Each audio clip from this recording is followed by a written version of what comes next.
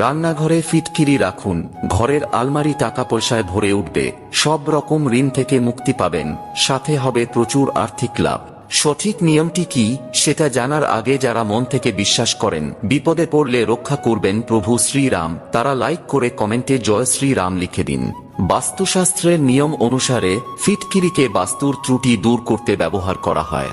তারই মধ্যে মূল দুটি প্রতিকার হলো, নাম্বার 1, যদি আপনার অনেক ঋণ থেকে থাকে তাহলে তার থেকে মুক্তি পেতে একটি আম পাতায় সামান্য সিঁদুর ও সামান্য ফটকিরি দিয়ে বেঁধে একটি পুটলির মতো তৈরি করুন।